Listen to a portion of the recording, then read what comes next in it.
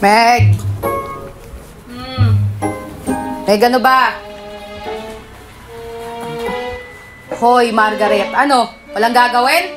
Tignan mo yung washing machine doon. Aga-aga, naka-chocolate ka. David, malilate ka na. Oras na! Ate, late na ako!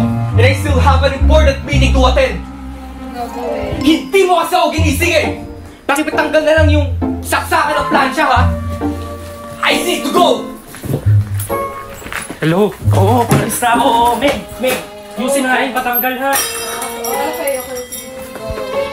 Hoy, mag-ingat kayo! Opo, Nay.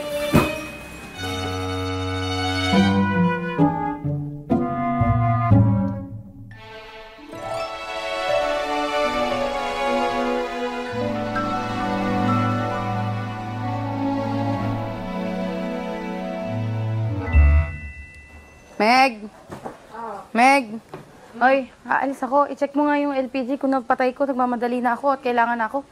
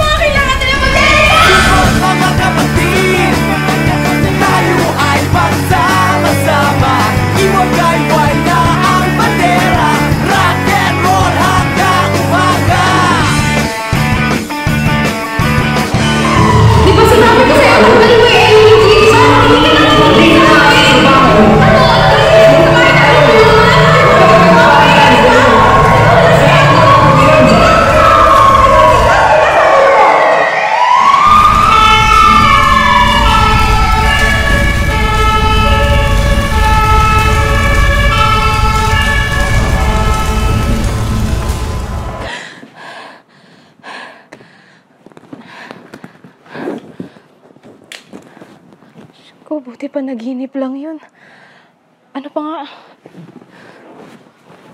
yung sinabi nila kanina? Yung plancha.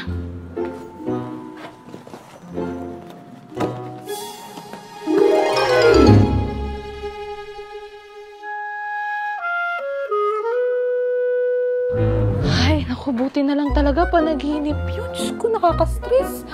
Lord, thank you. Diyos ko, buti na lang panaginip lang yun. Hindi ko alam anong gagawin ko kung nagkatotoo. Pero what if, maghanda na lang din ako ng mga gagamitin? Ano ba yung mga papeles? Handa ko na lang din.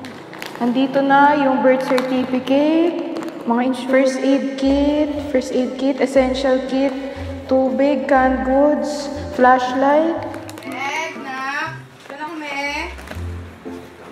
Nagawa mo? Nalias ka ba? Si Meg? Tamang-tama. Uy, grabe ka, ate mo ko. Hindi kasi, nag-ready lang ako ng go bag. Para kung sakaling magkasunog, may ganito na tayo. Tawag ang tawag? Ready to go bag. Ganon. O, hindi. Tama na yan. O, sige na.